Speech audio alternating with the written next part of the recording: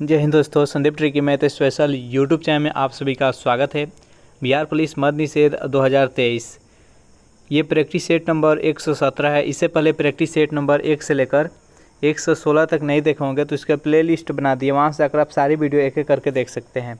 सामान्य ज्ञान का 40 प्लस प्रश्न इस वीडियो में हम देखने वाले हैं, तो इस वीडियो को अंत तक देखिएगा। वीडियो स्टार्ट करते हैं और चलते हैं हम प्रश्न की तरफ। पहला प्रश्न है आपके सामने कि तांबा का मुख्य अयस्क क्या है। ऑप्शन नंबर ए है कॉपर पाइराइट, बी है लिमोनाइट, सी है सीडोसाइट और डी है पेरोडाइट। बताइए यहाँ पर 1 नंबर प्रश्न का सही आंसर कौन सा है। तांबा का मुख्य अयस्क क्या है, जल्दी से कमेंट कीजिए। जो भी कैंडिडेट ऑप्शन नंबर ए बता रहे हैं कॉपर पाइराइट, बिल्कुल सही जवाब है। सेकेंड नंबर प्रश्न है आपके सामने कि ब्लैक लेड का रासायनिक नाम क्या है। कार्बन, सीसा, ब्रोमाइट और ग्रेफाइट। बताइए यहाँ पर सेकेंड नंबर प्रश्न का सही आंसर कौन सा है। ब्लैक रेड का रासायनिक नाम क्या है। जो भी कैंडिडेट ऑप्शन नंबर डी चुन रहे हैं ग्रेफाइट, बिल्कुल सही जवाब है। यह कार्बन का एक अप्रूप है और विद्युत का सुचालक होता है। 3 नंबर प्रश्न है आपके सामने कि भारी मशीनों में स्नेहा के रूप में किसका प्रयोग किया जाता है। पारा को, ग्रेफाइट का, ब्रोमीन का और क्लोरीन का। बताइए 3 नंबर प्रश्न का सही आंसर कौन सा है। भारी मशीनों में स्नेहा के रूप में किसका प्रयोग किया जाता है। जो भी कैंडिडेट ऑप्शन नंबर बी के साथ जा रहे हैं ग्रेफाइट, बिल्कुल सही जवाब है। 4 नंबर प्रश्न है कोशिका का ऊर्जा गृह किसे कहा जाता है। लाइसोसोम को, सेंट्रोसोम को, माइटोकॉन्ड्रिया को और केंद्रक को। बताइए यहाँ पर 4 नंबर प्रश्न का सही आंसर कौन सा है। तो कोशिका का ऊर्जा गृह किसे कहा जाता है, तो माइटोकॉन्ड्रिया को, बिल्कुल सही आंसर है ऑप्शन नंबर सी। लाइसोसोम को आत्महत्या की थैली कहा जाता है। नेक्स्ट क्वेश्चन देखते हैं। 5 नंबर प्रश्न आपके सामने कि फेफड़ा का मुख्य कार्य क्या है। पाचन करना, रक्त को शुद्ध करना, ऑक्सीजन को रक्त में प्रवाहित करना और डी है अवशोषण करना। बताइए 5 नंबर प्रश्न का सही आंसर कौन सा है। फेफड़ों का मुख्य कार्य क्या है। जो भी कैंडिडेट ऑप्शन नंबर सी चुन रहे ऑक्सीजन को रक्त में प्रवाहित करना, बिल्कुल सही जवाब है। नेक्स्ट यहाँ पर 6 नंबर प्रश्न आपके सामने कि मास्टर ग्रंथि कौन कहलाती है। थायराइड ग्रंथि, एड्रिनल ग्रंथि, थाइमस ग्रंथि और पीयूष ग्रंथि। बताइए यहाँ पर 6 नंबर प्रश्न का सही आंसर कौन सा है। इनमें से कौन से ग्रंथि को हम मास्टर ग्रंथि के नाम से जानते हैं। तो जो भी कैंडिडेट ऑप्शन नंबर डी के साथ जा रहे हैं पीयूष ग्रंथि, बिल्कुल सही जवाब है। सेशन आपको अच्छा लग रहा है तो वीडियो को लाइक अपने दोस्तों के पास शेयर कर दे। 7 नंबर प्रश्न है कि विटामिन B6 का रासायनिक नाम क्या है। पैरिडॉक्सिन, थायमिन, राइबोफ्लाविन और निकोहीमाइड। बताइए यहाँ पर 7 नंबर प्रश्न का सही आंसर कौन सा है। विटामिन B6 का रासायनिक नाम क्या होता है। जो भी कैंडिडेट यहाँ पर ऑप्शन नंबर ए के साथ जा रहे हैं पैरिडॉक्सिन, बिल्कुल सही जवाब है। 8 नंबर प्रश्न है कि भारत में इंटरनेट का शुरुआत कब हुई। 1885 में, 1901 में, 1986, 1995। बताइए यहाँ पर 8 नंबर प्रश्न का सही आंसर कौन सा है। भारत में इंटरनेट की शुरुआत कब हुई। जो भी कैंडिडेट ऑप्शन नंबर डी के साथ जा रहे हैं 1995, बिल्कुल सही जवाब है। 9 नंबर प्रश्न है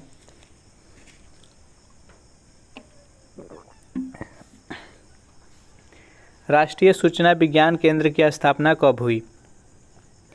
चारों ऑप्शन देख लीजिए, लेकिन इस चारों ऑप्शन में से कोई भी ऑप्शन सही नहीं है। अपने से बताइए कि 9 नंबर प्रश्न का सही आंसर कौन सा है। राष्ट्रीय सूचना विज्ञान केंद्र की स्थापना कब हुई। जल्दी से कमेंट कीजिए कि इस प्रश्न का सही आंसर कौन सा है। इस चारों ऑप्शन में से कोई सही नहीं है, आपने से बताइए कि इसका राइट आंसर कौन सा है। तो राष्ट्रीय सूचना विज्ञान केंद्र जिसका मुख्यालय दिल्ली है और इसकी स्थापना 1976 ईस्वी में हुआ, तो इसका राइट आंसर है 1976। नेक्स्ट यहाँ पर 10 नंबर प्रश्न है आपके सामने। भारत में सेलुलर फ़ोन सेवा कब आरंभ हुआ। 1993 में, 1995 में, 1997 में और 1999 में। बताइए यहाँ पर 10 नंबर प्रश्न का सही आंसर कौन सा है। भारत में सेलुलर फ़ोन सेवा कब आरंभ हुआ। जो भी कैंडिडेट ऑप्शन नंबर बी बता रहे हैं 1995, बिल्कुल सही जवाब है। 11 नंबर प्रश्न है आपके सामने कि विश्व बैंक की स्थापना कब की गई। 1935 में, 1945, 55 और 65। इसमें भी कोई भी सही आंसर नहीं है। बताइए यहाँ पर कि विश्व बैंक की स्थापना कब हुई। जल्दी से कमेंट कीजिए। तो विश्व बैंक की स्थापना कब हुई, तो 1944 ईस्वी। कहाँ पर, तो वाशिंगटन DC में।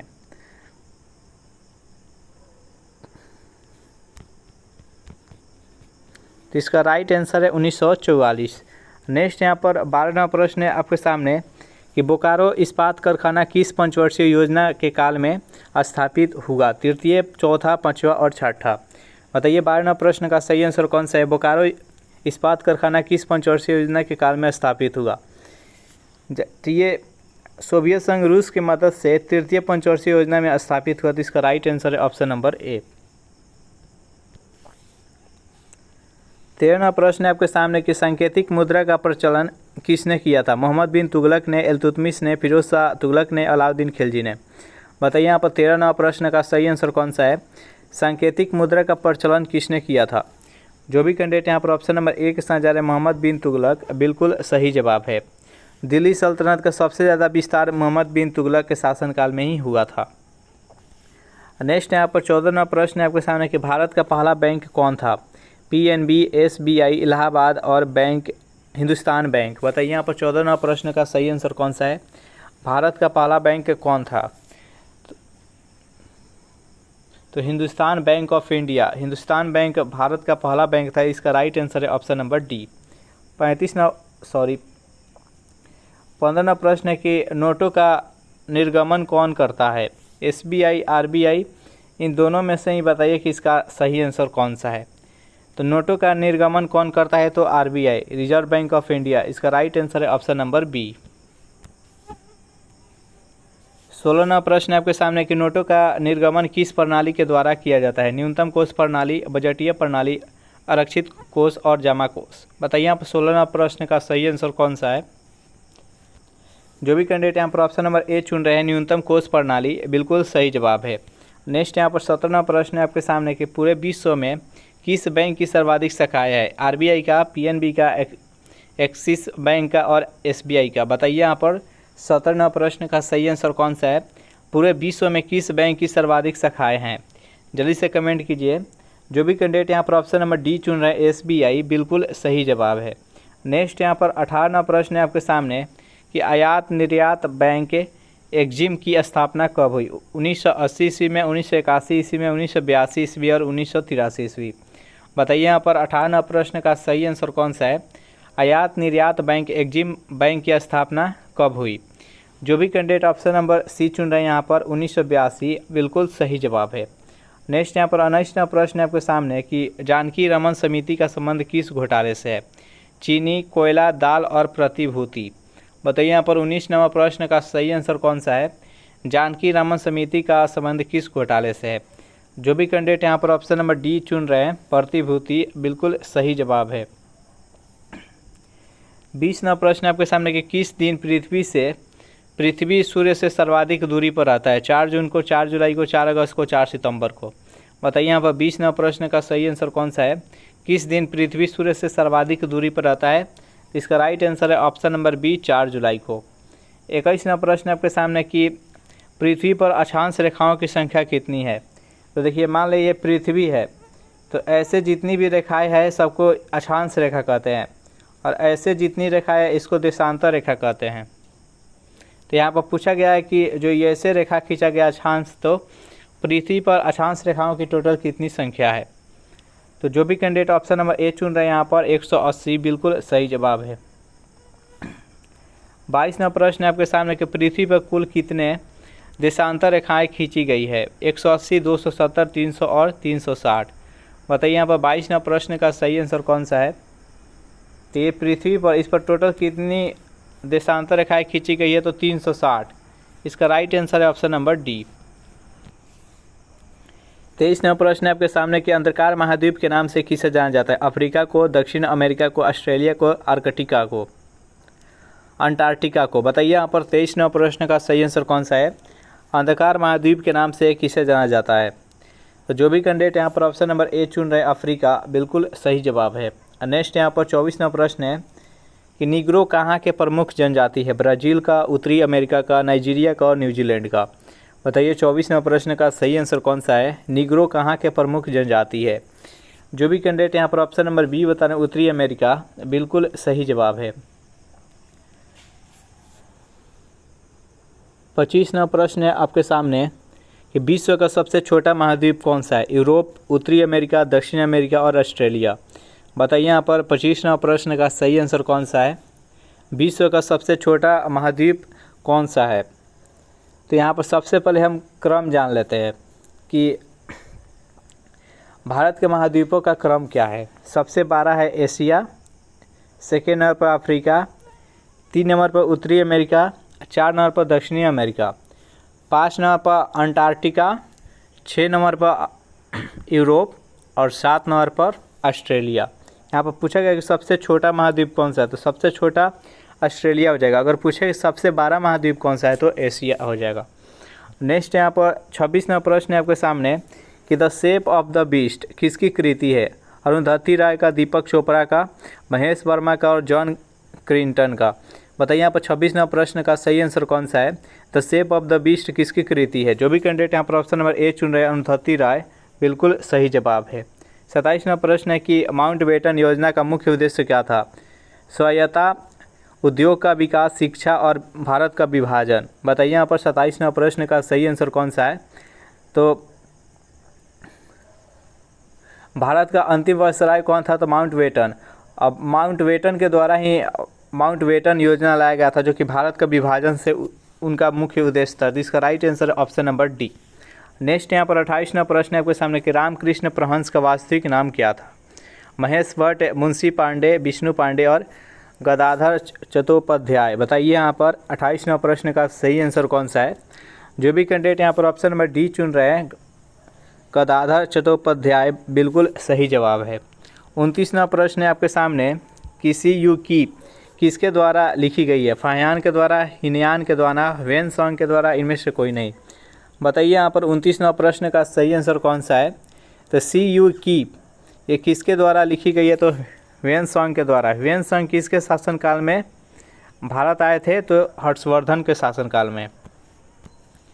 30वां प्रश्न है आपके सामने कि शाह आलम द्वितीय किसके काल में मुगल सम्राट था। Lord William Bentinck, Mountbatten, Lord Clive, Lord Ripon. बताइए यहाँ पर 30वां प्रश्न का सही आंसर कौन सा है। शाह आलम द्वितीय किसके काल में मुगल सम्राट था। जो भी कैंडिडेट ऑप्शन नंबर सी बता रहे हैं लॉर्ड क्लाइव, रॉबर्ट क्लाइव, बिल्कुल सही जवाब है। नेक्स्ट यहाँ पर 31वां प्रश्न है कि द्वैत शासन व्यवस्था को कब समाप्त किया गया। 1772 में, 1774 में, 1776, 1778। बताइए यहाँ पर 31वां प्रश्न का सही आंसर कौन सा है। द्वैत शासन व्यवस्था को कब समाप्त किया गया। तो इसका राइट आंसर ऑप्शन नंबर ए 1772 ईस्वी में। नेक्स्ट यहाँ पर 32वां प्रश्न है कि शिवाजी के ज्येष्ठ पुत्र का नाम क्या था। राजा राम, संभाजी, शाहू और शिवाजी द्वितीय। बताइए यहाँ पर 32वां प्रश्न का सही आंसर कौन सा है। शिवाजी के ज्येष्ठ पुत्र का नाम क्या था। जो भी कैंडिडेट ऑप्शन नंबर बी बता रहे हैं संभाजी, बिल्कुल सही जवाब है। 33वां प्रश्न है कि पुरंदर की संधि कब हुई थी। 1656 में, 1659 में, 1663, 1665। बताइए यहाँ पर 33वां प्रश्न का सही आंसर कौन सा है। पुरंदर की संधि कब हुई थी। तो पुरंदर की संधि कब हुआ था, तो 1665 ईस्वी में। किसके किसके बीच में, तो औरंगजेब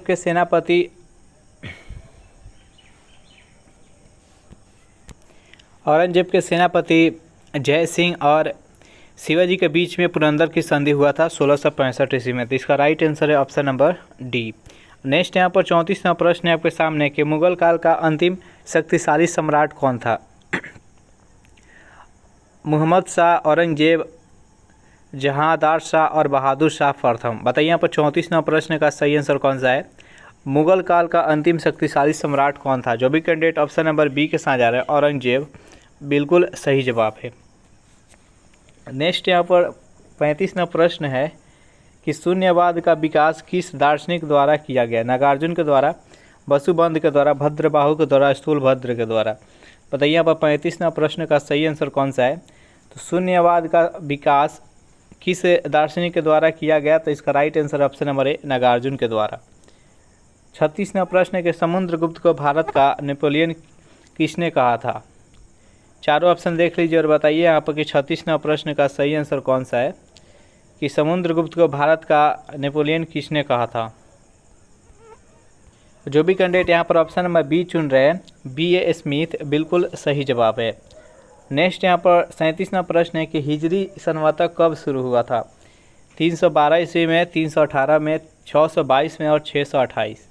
बताइए यहाँ पर 37वां प्रश्न का सही आंसर कौन सा है। हिजरी संवत कब शुरू हुआ था। जो भी कैंडिडेट यहाँ पर ऑप्शन नंबर सी बता रहे हैं 622 ईस्वी बिल्कुल सही जवाब है। 38वां प्रश्न है कि फ्री जोन शब्द का संबंध किस खेल से है। कबड्डी से, गोल्फ से, खो खो से और पोलो से। बताइए यहाँ पर 38वां प्रश्न का सही आंसर कौन सा है। फ्री जोन शब्द का संबंध किस खेल से है। तो इसका राइट आंसर है option number C, kho kho से। 39वां प्रश्न है कि अनवरता योजना को और किस नाम से जाना जाता है। रोलिंग योजना, होली मिशन योजना, पूर्ण प्लानिंग योजना और वार्षिक योजना। बताइए यहाँ पर 39वां प्रश्न का राइट आंसर कौन सा है। जो भी कैंडिडेट ऑप्शन नंबर ए के साथ जा रहे हैं रोलिंग योजना बिल्कुल सही जवाब है। 40वां प्रश्न है कि विश्व पर्यावरण दिवस कब मनाया जाता है। 7 अप्रैल, 17 मई, 5 जून और 18 जुलाई। बताइए यहाँ पर 40वां प्रश्न का सही आंसर कौन सा है। तो विश्व पर्यावरण दिवस कब मनाया जाता है, तो 5 जून को। जो भी कैंडिडेट ऑप्शन नंबर सी के साथ जा रहे हैं बिल्कुल सही जवाब है। आप लोग वीडियो देख लेते हैं लेकिन आप लोग वीडियो को लाइक नहीं करते हैं, तो आपसे रिक्वेस्ट है कि प्लीज़ वीडियो को लाइक भी कर दीजिए। 41वां प्रश्न आपके सामने कि पिट्स इंडिया एक्ट किस वर्ष पारित हुआ था। 1784 में, 1791 में, 1742 में और 1965 में। बताइए यहाँ पर 41वां प्रश्न का सही आंसर कौन सा है। पिट्स इंडिया एक्ट किस वर्ष पारित हुआ। इसका राइट आंसर ऑप्शन नंबर ए 1784 ईस्वी में। 42वां प्रश्न के विश्व बैंक की स्थापना कहाँ हुई थी। वाशिंगटन डीसी में, जिनेवा में, काहिरा में और ब्रुसेल्स में। तो 1944 ईस्वी में वाशिंगटन डीसी में हुआ था। इसका right answer option number A. 43वां प्रश्न है आपके सामने, भारत में सहकारी बैंक का स्तर कैसा है। एक स्तरीय, द्विस्तरीय, त्रिस्तरीय, इनमें से कोई नहीं। बताइए 43वां प्रश्न का सही आंसर कौन सा है। तो जो भी कैंडिडेट ऑप्शन नंबर सी के साथ जा रहा है त्रिस्तरीय बिल्कुल सही जवाब है। तो इसमें हम टोटल 43 प्रश्न देखे। सेशन आपको कैसा लगा जरूर कमेंट करके बताइएगा। वीडियो आपको अच्छा लगा हो तो वीडियो को लाइक अपने दोस्तों के पास शेयर कर दे, और अभी तक इस चैनल को सब्सक्राइब नहीं किए होंगे तो फटाफट इस चैनल को सब्सक्राइब कर दे। Thanks for watching this video. मिलते हैं नेक्स्ट वीडियो में।